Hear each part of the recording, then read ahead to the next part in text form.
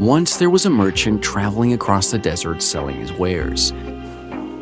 His only companion was his camel. The desert was as relentless in the night as it was during the day. While the day passed with the sun blazing down, the night was icy and freezing cold.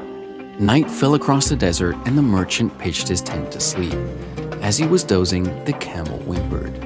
The merchant asked the camel what was wrong, and the camel replied meekly, "Master, the night is piercingly cold and it is freezing outside." After a moment of thought, he asked, "May I just put my head inside your tent?" The merchant shrugged. "Yes, you may." After all, it did not cost the merchant anything to let the camel's head inside. The camel put his head into the tent and the merchant went back to bed.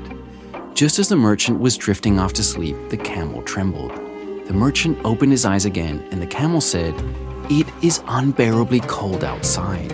May I keep just my forelegs inside the tent as well? It won't take up too much space." Taking pity on the camel, the merchant agreed.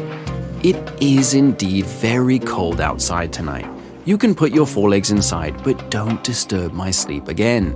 The camel kept his forelegs inside the tent as well.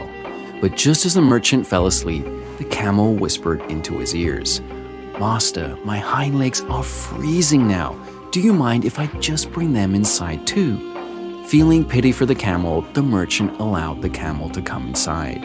But it became clear that there was no space for the two of them inside the tent. The camel turned to the merchant and said, "I think there isn't enough room for the both of us in here. Because you're smaller than me, it's best for you to go outside and then there'll be enough room for me." And he kicked the merchant out. You see, sometimes in life we do certain things without thinking of the consequences.